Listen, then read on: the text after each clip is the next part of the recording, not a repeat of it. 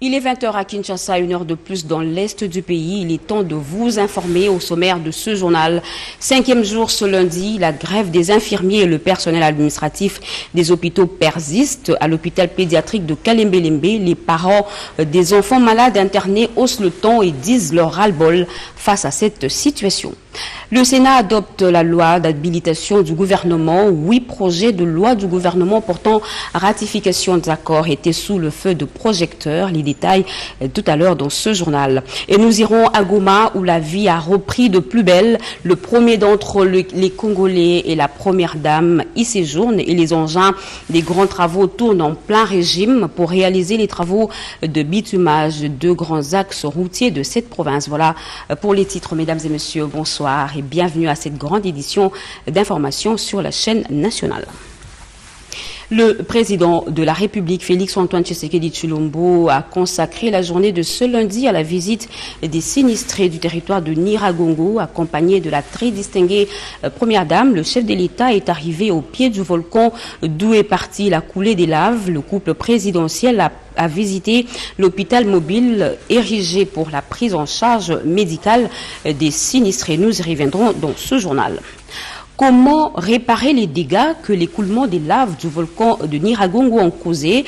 Présent à Goma, le ministre d'État, ministre des Infrastructures, Alexis Guissaro, a lancé les travaux de bitumage de 2 grands axes routiers de cette partie de la République. Alexis Guissaro-Mouvouni, ministre d'État, ministre des Infrastructures et Travaux publics, est arrivé à Goma pour lancer les travaux de bitumage des 2 grands axes routiers. Il s'agit de l'axe Pondoué, situé entre la frontière Kassindi-Béni sur la route nationale numéro 4, long de 80 km, et de Béni-Boutembo, long de 54 km sur la nationale numéro 2. Nous sommes là pour matérialiser le contrat que nous avons signé avec la partie ougandaise sur la construction de la route entre Kassindi, Béni, Boutembo et également Bunagana, Rutshuru, Goma. À cette occasion, les 2 chefs d'État, son Excellence le président Félix-Antoine Tshisekedi, ainsi que son homologue le président Yoweri Museveni, seront effectivement à la frontière entre les 2 pays, au niveau de Pondoué en ce qui concerne l'Ouganda et Kassindi en ce qui concerne la République démocratique du Congo, pour faire la cause de la première paix. Nous exprimons toute notre compassion à la population gomatracienne. Cette mission de 6 jours permettra aussi au ministre d'État, ministre des Infrastructures, d'inspecter l'état de la voirie et les chantiers en cours d'exécution dans cette province qui venait d'être frappée par l'éruption volcanique de Nyiragongo. Et je vous emmène tout de suite dans cette cérémonie qui se déroule en Ituri et a été présidée par le gouverneur militaire Luboya Nkashama. Il s'agit de la remise officielle des étendards de commandement au nouveau commandant de la 32e région militaire du secteur opérationnel Ituri, au commissaire provincial de PNC Ituri, ainsi que l'auditeur supérieur militaire nommé dans le cadre de l'état des sièges dans cette province. Et c'est le stade de Amani de Bunia qui a servi de cadre à cette cérémonie. Regardez. Je vous remets cet étendard, symbole de votre commandement. Vous le protégerez jusqu'au sacrifice suprême. C'est à ces termes que les autorités militaires et policières de l'Ituri, récemment nommées par le chef de l'État Félix-Antoine Tshisekedi Tshilombo dans le cadre de l'EXE, intensifient les opérations contre les groupes armés locaux étrangers. Le gouverneur militaire de l'Ituri, le lieutenant-général Luboya Nkashama Johnny, qui a présidé la cérémonie, a rappelé aux hommes des troupes le succès de gens enregistré 1 mois après la mise en œuvre de cet état de siège en Ituri, le 11 mai 2021, avant d'inviter tout un chacun au changement de comportement, à la discipline, à la protection des personnes et de leurs biens, ainsi qu'au respect des mesures barrières pour lutter contre la 3e vague de Covid-19 qui fait face à la République démocratique du Congo.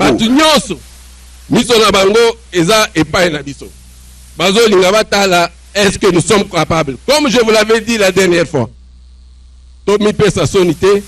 makambo ya mabe wana totikango ekoya makamu nyoso bozala pre bofanda kimia bango bafinga tokomona faisons notre mission dans la discipline. Moi, avec mon équipe, nous sommes là. Et vous allez voir.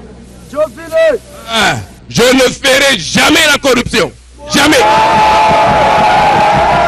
Ils étaient habitués à être corrompus et moi je ne donnerai rien et à personne. Moi je suis redevable au commandant suprême, au ministre de la Défense, au chef d'état-major général et à la population de l'Ituri. Population et Ituri. Mutu soki a droit na ye na kopesa.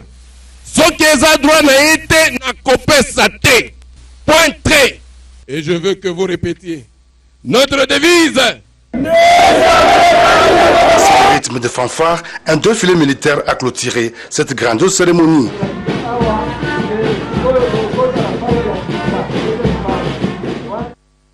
Cinq jours déjà, il s'observe l'absence des infirmiers, des techniciens de laboratoire et des sages-femmes dans les hôpitaux publics. Ce personnel de santé réclame l'amélioration de sa condition de travail, une situation qui met à mal le bon fonctionnement des hôpitaux. À Kalembelembe, les parents des enfants malades internés en appellent à l'intervention urgente du gouvernement. Anim Balaka et Béatrice Chako les ont rencontrés. Regardez. C'est une image qui a fait le tour des réseaux sociaux montrant un jeune homme désespéré transportant à moto les corps sans vie de son grand-père, ne sachant où les placer. Pour raison, plusieurs morgues ont fermé leurs portes. Ce lundi 14 juin 2021, nous sommes déjà au 5e jour depuis que les infirmiers et les personnels administratifs des hôpitaux publics sont en grève. À Kalembelembe, le plus grand et le seul hôpital pédiatrique de la capitale Kinshasa, ici, les petits-enfants, voire les nourrissons sont en détresse, abandonnés à leur triste sort, une situation qui laisse à désirer. Nous ne savons plus quoi dire, que faire. Nos enfants sont très malades. Aucun infirmier ni une infirmière n'est au chevet de leur lit. Nous sommes désespérés. 5 jours déjà. 3 jours. La plaie de mon fils risque d'être infectée. Il n'y a personne ici pour faire le pansement. Je suis seule avec l'enfant. Cette infirmière que nous avons trouvée barème salarial. Nous sommes marginalisés, donc nous sommes moins payés. Nous sommes sous-payés d'ailleurs. Les infirmiers, les administratifs, les biologistes et tout le monde, nous sommes en grève. Et puis, qu'on revoie aussi les écarts, puisque entre nous et les autres, nous avons beaucoup d'écarts. Alors qu'une solution tarde à être trouvée, plusieurs malades ont payé le prix. Certains ont même perdu la vie.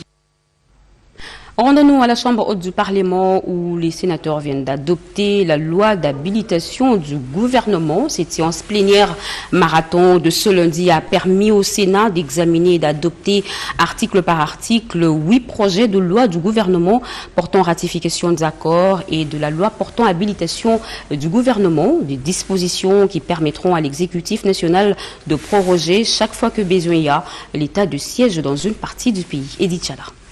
Plénière marathon comme il n'y en a pas beaucoup au cours d'une session. Sous la conduite du président du Sénat, l'honorable Bahati Lukwebo, plusieurs projets de loi ont été examinés. 7 projets de loi portant ratification des accords de financement avec différentes institutions financières internationales, entre autres la BAD, l'OPEP, la BADEA, l'OFID, pour ne citer que celle-là, pour un montant total de plus de 400 millions de dollars américains. Le ministre des Finances, Nicolas Kazadi, a fait l'économie des textes et un débat s'en est suivi pour des éclaircissements à la plénière, là où on en avait besoin. La réplique du ministre a semblé rencontrer les préoccupations des sénateurs. Ensuite, le projet de loi portant habilitation du gouvernement pour légiférer notamment sur la prorogation de l'état de siège, l'état d'urgence et sur le numérique a été présenté par le vice-premier ministre, ministre des Affaires étrangères, Christophe Lutundula. Si sur la prorogation de l'état de siège, il y a eu presque unanimité, quelques interrogations dans le numérique se sont posées. Appelé pour éclairer la plénière, le ministre du numérique, Désiré Bérande Kolongele, s'est montré très rassurant, évoquant en illustration l'accroissement des recettes par la numérisation des paiements et la mobilisation de recettes. La commission PAJ, qui s'était penchée sur le projet de loi sous examen, a présenté son rapport qui a été adopté par la plénière, nécessitant parfois les interventions du président du Sénat, Modeste Bahati, pour concilier les vues Les 8 projets de loi ont été adoptés par la plénière. 94 sénateurs ont voté pour et personne n'a voté contre. Le projet de loi portant habilitation du gouvernement était en première lecture au Sénat et les 7 autres projets de loi l'étaient en seconde lecture. Pour le projet de loi d'habilitation du gouvernement, sur 109 membres qui composent le Sénat, 94 membres ont pris part au vote. 90 membres ont voté oui. Un membre a voté non. 3 membres ont voté par abstention. En conséquence, le Sénat adopte la loi d'habilitation du gouvernement. Elle sera immédiatement transmise à l'Assemblée nationale en seconde lecture.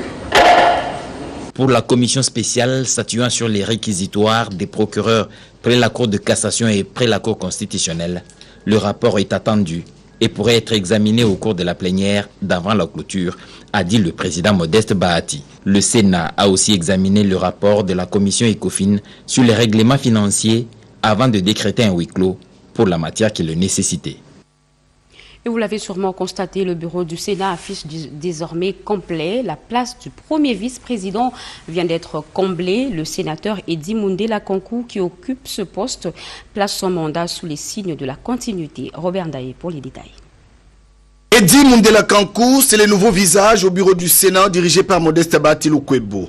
Du haut de son 1m74, cet intellectuel rompu, élu premier vice-président du Sénat ce samedi 12 juin 2021 par une majorité écrasante, voit le jour le 6 avril 1976. Originaire du Kasaï oriental, le sénateur Eddy Mundela Kankou, fils de Mundela Kabamoussou et de Madame Kayoa, est marié et père de famille. Très vite, le jeune Mundela apprend dès son jeune âge l'amour du travail grâce à l'éducation reçue de ses parents. Déjà à l'école Mwangaza, ex-compagnate de Kisangani, l'élève Mundela s'est fait remarquer par son sens élevé d'organisation et son leadership remarquable. Il obtient en 1988 son certificat de la 6e avec brio. De 89 à 94, le sénateur Eddy Mundela décroche son diplôme d'État au collège Mayele de Kisangani, ex-Sacré-Cœur. Très ambitieux, le nouveau diplômé s'arrache à l'affection de sa famille et rejoint Kinshasa pour ses études universitaires. Passage brillant à la faculté de sciences biomédicales de l'université de Kinshasa. À 45 ans, il traîne derrière lui une longue expérience professionnelle. Médecin dans différentes institutions hospitalières de Kinshasa, l'homme est souvent apprécié pour son calme et son intelligence avérée. La politique, c'est l'autre facette de natif de Kabaya-Kamanga et de ce géant scientifique congolais. Il milite depuis plusieurs années à l'Union pour la démocratie et le progrès social, parti cher à Etienne Tshisekedi Wamulumba d'heureuse mémoire. Ce lundi 14 juin 2021, le directeur de cabinet sortant du premier vice-président Sami Badibanga Ntita a procédé à la remise et reprise avec le nouveau cabinet à sa tête, Maître Bosco Kapandroaeni. Le directeur de cabinet sortant et les nouveaux ont longuement échangé sur les dossiers en cours de traitement. Maître Bosco Kapand s'est imprégné des dossiers auprès de celui à qui il vient de succéder. Le nouveau patron du cabinet du premier vice-président s'est voulu rassurant quant à la poursuite du travail abattu. Au nom du premier vice-président Eddy Kankou Mundela qui m'a investi de ce pouvoir, pour tout le travail que vous avez abattu aux côtés du premier vice-président sortant Sami Badibanga, je voudrais encore une fois de plus vous dire merci et surtout pour votre disponibilité. Juste après, les deux ont procédé à la visite de bureau pour un état des lieux avant de commencer le travail. Du secrétariat, en passant par les bureaux du premier vice-président, Maître Bosco Kapand a donné quelques orientations avant de souhaiter un fructueux mandat au premier vice-président du Sénat, honorable Eddy Mundela Kankou. En rappel, Modeste Bahati Lukwebo, président du Sénat, avait assisté à la soirée organisée à l'honneur du premier vice-président à Romeo Golf le samedi 12 juin 2021. Une nouvelle approche dans la gestion du numérique en RDC. Le vice-premier ministre, ministre de la fonction publique, Jean-Pierre Liaou, a lancé officiellement les travaux sur la mise en place du secrétariat général du numérique. Cédric Enina, Nadine Kuloso et Patience Mboyo ont signé ce reportage. La RDC s'ouvre au monde du numérique en mettant en place les préalables pour opérer cette mutation. C'est dans ces contextes inédits que le vice-premier ministre, ministre de la fonction publique, modernisation de l'administration et innovation du service public, Jean-Pierre Liaou, a procédé au lancement des pertinents travaux sur la mise en place du secrétariat général du numérique. C'est à la faveur de la vision susévoquée de son Excellence Monsieur le Président de la République, chef de l'État, que la fonction publique, hissée au rang d'une vice-primature, va devoir, en sa qualité de pilote technique de la réforme en cours, assumer la lourde tâche de jeter les bases d'une administration congolaise modernisée, performante à tous égards, compétitive, innovante, placée au diapason du standard international et apte à la fois à faire face aux évolutions institutionnelles et technologiques d'un monde en perpétuelle mutation. Tout en remerciant le chef de l'État Félix-Antoine Tshisekedi qui s'est engagé à faire du numérique un levier d'intégration, de bonne gouvernance, de croissance économique, le ministre du numérique, le professeur Ebérande Kolongeli, a rappelé la tâche des experts à ses assises qui se résume à fixer les cadres et les structures organiques du secrétariat général du ministère du numérique. Le chef de l'État a voulu que son gouvernement soit doté d'un conseiller technique qui devra aider à mettre en place non plus seulement sa vision, mais un programme de modernisation de l'État sur le plan numérique. Et cela passe non seulement par un leadership politique au niveau ministériel, mais cela nécessite surtout une administration qui va accompagner l'implémentation de ce programme. Ces travaux vont apporter à coup sûr un nouveau souffle et inscrire les pays dans les méandres de nouvelles technologies en ouvrant les grandes portes du numérique. Comment fonctionne la société Cleanplast, société spécialisée dans la collecte, le traitement et le recyclage des déchets plastiques? Eh bien, la vice-premier ministre, ministre en charge de l'environnement, F. Bazaïba, s'est rendue pour s'enquérir des réalités du terrain. Francine Atomissi. Malgré les efforts fournis par le gouvernement provincial, la capitale Kinshasa peine à se débarrasser des immondices qui jonchent les artères de 24 communes. Pour parvenir à une solution durable, c'est-à-dire rendre Kinshasa plus belle, la société Cleanplast s'est lancée dans une opération musclée, seule de récolter les déchets plastiques, une façon pour elle de lutter contre la destruction de l'environnement. La vice-première ministre, ministre de l'Environnement et Développement durable, F. Bazaïba Massoudi, qui s'est rendue sur les lieux, a apprécié l'initiative de cette entreprise de recyclage de déchets. Le directeur général de la société Cleanplast, réconforté par cette visite du membre de l'exécutif national, souligne l'importance du travail abattu par son personnel. Donc notre société, qui est une société de collecte, de traitement et de recyclage de tous les déchets plastiques, a montré le souhait à Madame Eve Bazaïba. Mais l'expérience que nous avons, c'est une expérience de plus de 17 ans dans le secteur du recyclage. Ce travail de ramassage de déchets plastiques mérite un soutien du gouvernement, a indiqué la patronne de l'environnement, Eve Bazaïba Massoudi.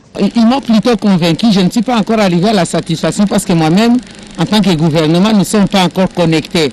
Protection de la santé publique oblige, surtout en cette période sanitaire. La patronne de l'environnement et développement durable, Eve Bazaïba Massoudi, a pris l'option de soutenir toute action privée soit-elle visant à protéger l'environnement, notre patrimoine commun. Sans aucune raison valable, depuis un certain temps, les prix des produits des premières nécessités ont pris de l'ascenseur sur le marché. Le prix de certains biens ont doublé, d'autres même ont triplé. Les objectifs de nos caméras ont fait la ronde de quelques points de vente pour faire le constat. Béatrice Chako et Anime Balaka. Cette ménagère trouvée sur le marché est venue faire ses petits achats. Avec 20 000 francs congolais, elle a à peine obtenu que 2 poulets. Selon elle, la situation est catastrophique. Les prix des denrées alimentaires ont tellement augmenté, on ne sait pas à quel sens s'est voué, a-t-elle réagi. Personne ne l'ignore, les prix sur le marché dans la capitale Kinshasa ne cessent de prendre de l'ascenseur depuis une longue durée. Un œuf, par exemple, qui coûtait 200 francs, se vend à présent à 500 francs congolais, voire même 700 francs. Une gousse d'ail est passée de 200 francs à 400 francs congolais. Pareillement, pour les légumes, fruits, épices, huile, poissons, savon, du lait et autres. La liste est loin d'être exhaustive.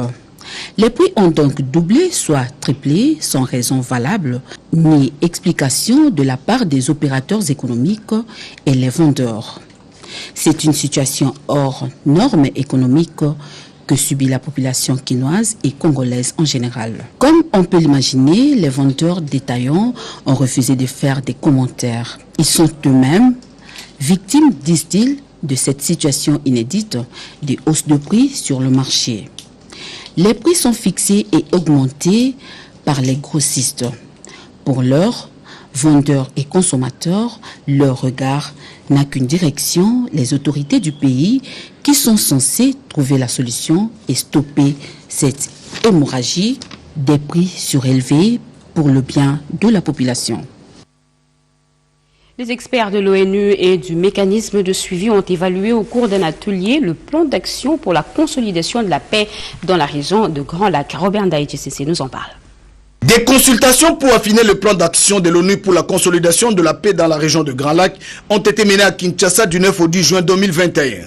Pendant 2 jours, les experts de l'ONU et les ambassadeurs de pays membres de la région de Grand Lac ont pris part à des discussions en mode hybride et en présentiel pour discuter sur les stratégies à prendre en vue d'une paix durable dans la région de Grand Lac. Patrick Mutombo, coordonnateur adjoint du mécanisme national de suivi de l'accord CAD, salue la décision prise par le chef de l'État Félix-Antoine Tshisekedi Tshilombo, qui a anticipé en décrétant l'état de siège dans les régions du Nord Kivu et de l'Ituri. Bien avant, l'envoyé spécial du secrétaire général de l'ONU dans la région de Grand Lac, M. Xia, s'est félicité de la tenue de ces assises à Kinshasa. Mme Bintou Keïta, chef de la MONUSCO, est revenue sur les priorités pour la pacification de l'Est de la République démocratique du Congo. La ministre d'État, ministre du portefeuille, a reçu aujourd'hui le comité de gestion de la Congolaise d'exploitation minière et celui du projet agro-industriel de Bukanga-Lonzo. Ils sont venus faire l'état des lieux de leurs entreprises respectives. Angèle Mabiala-Landou et Litumba.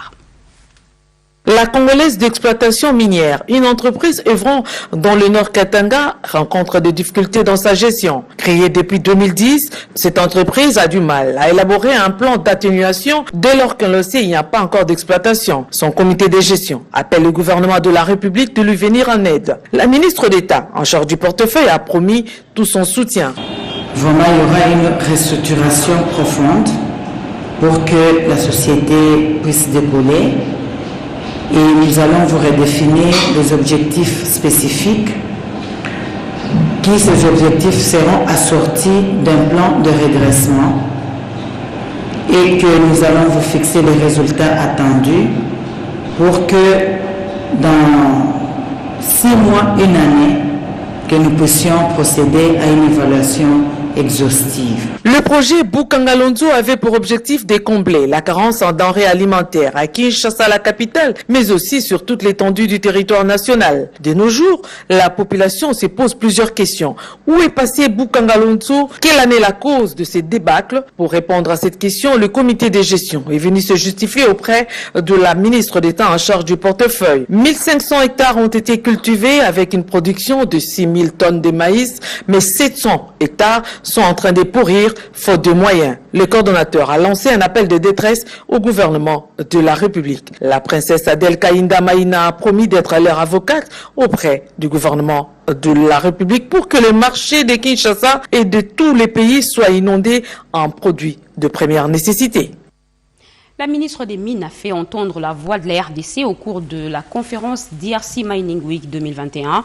Ces assises qui réunissent plusieurs acteurs économiques a permis à Antoinette Samba Kalambay de rassurer ses opérateurs économiques. Regardez. Par l'objectif de rassurer les opérateurs économiques locaux et les investisseurs internationaux et la viabilité de son secteur minier, la République démocratique du Congo, par l'entremise de la ministre des Mines, Antoinette Samba Kalambay, était bien au rendez-vous. du Mining Week 2021. Tenu par vidéoconférence organisée depuis l'Afrique du Sud, les participants ont reçu les explications de la ministre sur notamment la législation minière congolaise et les opportunités d'investissement en RDC. La politique de mon ministère repose sur les axes principaux ci-après. 1. La certification des réserves minérales. 2. La valorisation des actifs miniers de notre pays. 3. La lutte contre la fraude minière. 4. L'éradication du travail des enfants et des femmes enceintes dans les zones d'exploitation minière artisanale. Enfin 5. L'augmentation de la valeur ajoutée aux produits miniers pour ne citer que ceux-là.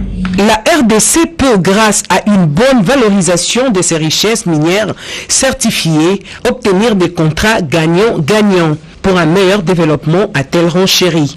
Pour ma part, j'exhorte les opérateurs miniers ayant choisi la République démocratique du Congo comme leur espace d'affaires au respect des lois établies, plus particulièrement des engagements envers les communautés locales affectées par leurs projets.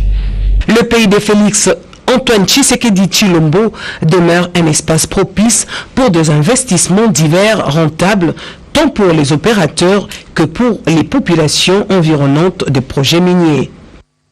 Après une série d'enquêtes menées dans 8 provinces autour de l'application des réformes initiées par le gouvernement sur l'amélioration des climats des affaires, l'Agence nationale pour la promotion des investissements constate qu'il y a un déficit communicationnel à plusieurs niveaux. José Baïtouambo nous en parle. Proposer des réformes est une chose et veiller sur leur application en est une autre. Sûrement la plus importante des options à prendre pour assainir au mieux les climats des affaires. L'Agence nationale pour la promotion des investissements, qui a initié une enquête d'impact et de satisfaction sur ces réformes, a ce lundi fait une restitution de résultats obtenus à l'intention de responsables de services réformateurs et experts du secteur public et privé. Les constats généraux gravitent autour d'un déficit communicationnel et d'un taux faible d'application de réformes formulées. Les problèmes d'application des réformes sur le terrain se situent à deux niveaux. Il y a il y a un problème de résistance. La résistance, il faut la situer au niveau de l'appropriation. Il y a un vrai problème d'appropriation institutionnelle au niveau des services réformateurs. Deuxièmement, il y a un problème de communication. La plupart des réformes sur le terrain, les réformes qui sont initiées par le gouvernement central, ne sont pas connues du public.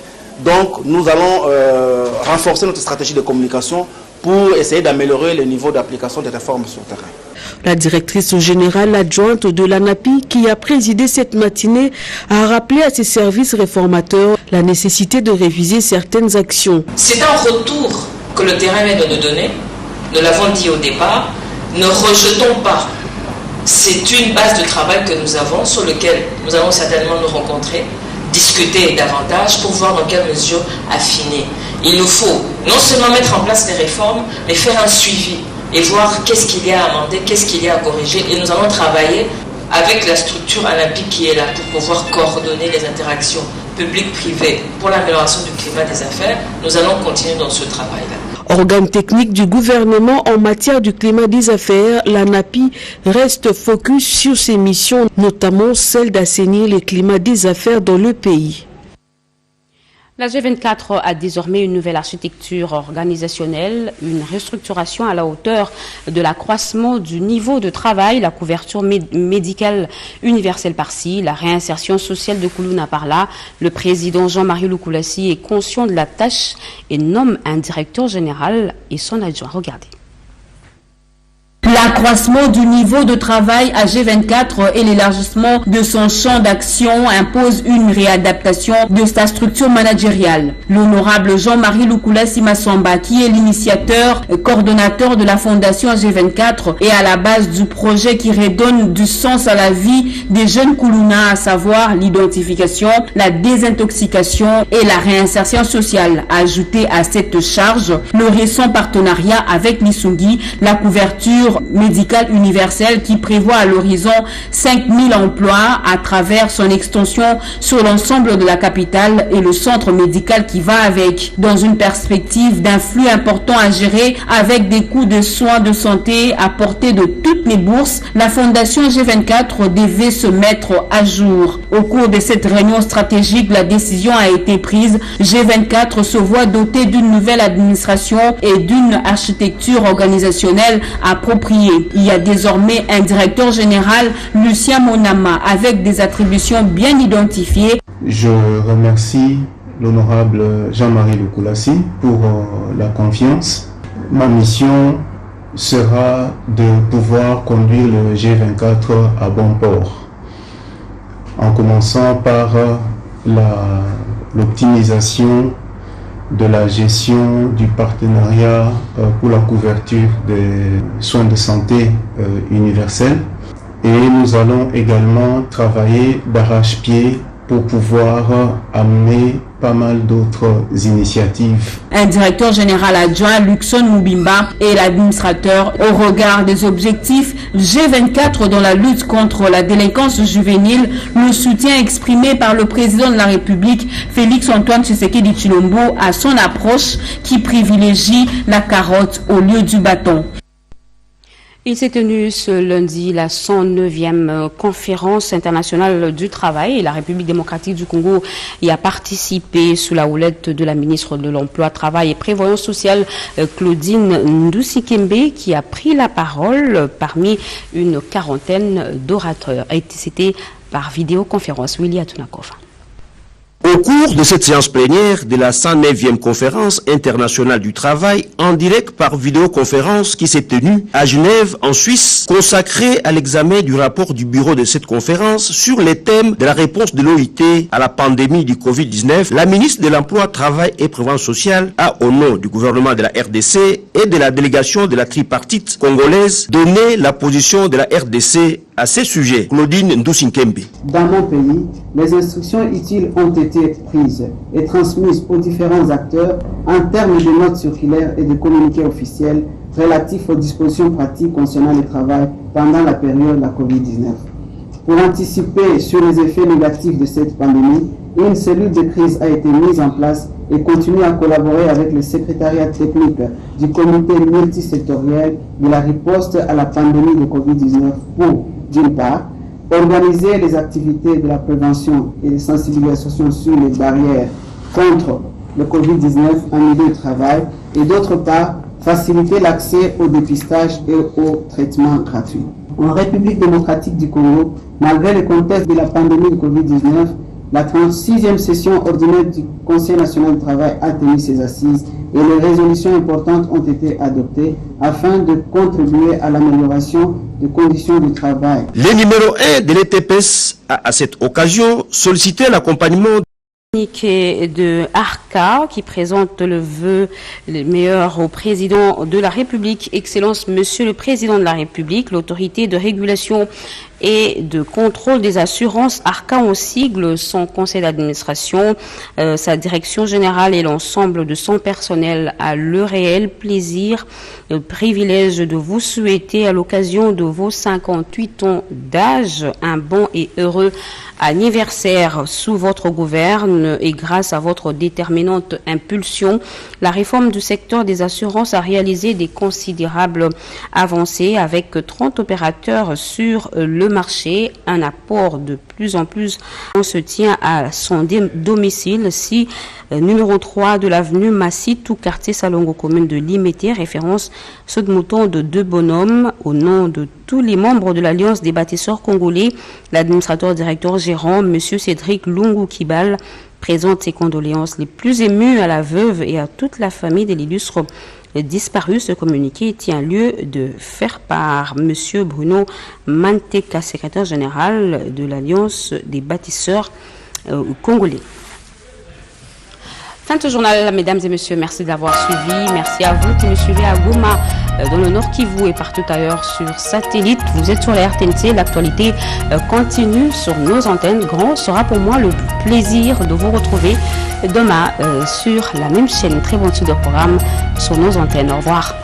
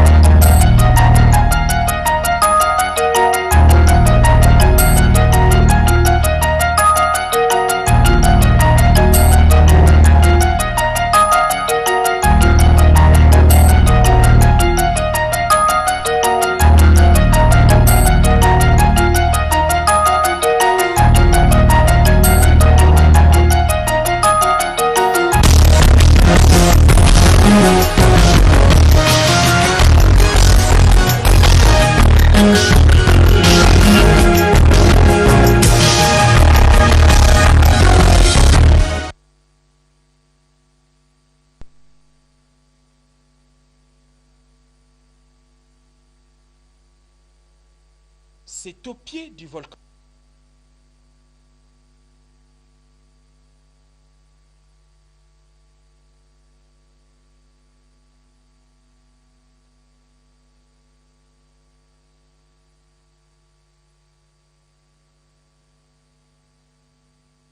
C'est au pied du volcan Nyiragongo, d'où est partie la lave qui a décimé une partie du groupement Kibati, que le président de la République, Félix-Antoine Tshisekedi Tshilombo, et son épouse, la distinguée première dame, ont débuté leur visite sur place. Le couple présidentiel a constaté l'ampleur des dégâts et obtenu des explications des spécialistes de l'Observatoire volcanologique de Goma. Deuxième étape de leur tournée, la bourgade de Kibati. Ici, tout a été aménagé pour apporter une réponse présidentielle adéquate à la crise humanitaire née de la catastrophe naturelle du 22 mai dernier. Don du président de la République avec l'assistance de la Fondation Philips et l'ONG Flamme, cet hôpital mobile est prêt pour assurer 6 mois de prise en charge gratuite des patients. L'objectif est d'éviter les maladies qui peuvent survenir avec la promiscuité de déplacer du site d'Ikibati. L'hôpital présidentiel mobile est aménagé pour servir de réponse rapide à 4200 ménages déplacés, soit environ 20 000 personnes, dont une bonne partie sont installées dans la cour de l'école primaire de Kayembe. Au milieu de ces déplacés, le président de la République et la distinguée première dame ont redonné de l'espoir à ces familles sans abri. Wamama wa baba mjambo. Watoto wa wakumu amjambo. Toye kopesa bino mbote, toye na mama. Toye kopesa bino mbote pona likambo ya likama o ekwelaki bino. Likambo etali volcan. Toye koyebisa bino ke boyo kapasite bozali bino mokote. Papa mokonzi ekolo na mama première dame bazali pembeni na bino po batala ndenge nini tokoki kosilisa bapasi na bino. Nauti kosolola na bandeko na biso ya corps ya génie militaire oyo bakotongela bino bandako ya sika na sima awawa. Donc, bozala na motema pasi te, tozali kolanda situation na bino na bokebi nyonso, tozali kolanda ngo penza malamu po totala ndenge nini bokozonga na situation na bino normal, bana bakoka kozonga na baklasse, bamama bakoka kokontinue misala na bango na bapapa. Bankumu yambo! Jambo tena. Asante kisi mulitungoya, munatupokea mzuri, mimi nafurahi sana. Kisi mkubwa wa nchi anasema hatukubasabu, tuko hapa tukia kubangalia, tulipasha pia depuis zamani lakini mwepele muna situation kisi ilikuwa. Donc tulipima kufanya kile tutaweza kufanya kwa mbali, lakini tunakuja kubapolesha, kubangalia na jinsi mkubwa nchi anasema iko barabaenge manyumba ingine kwenye mtaenda kuikala après hapa.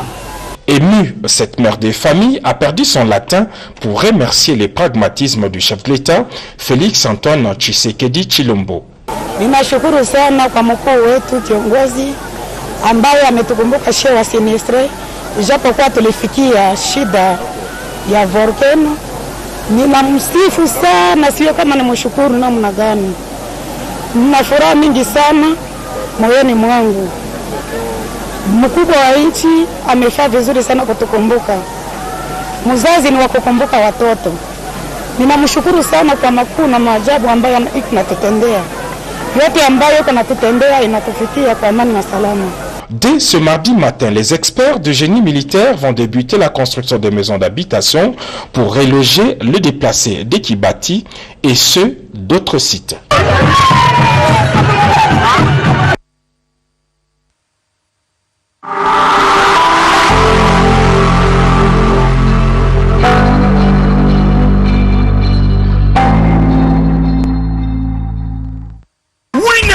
Québec.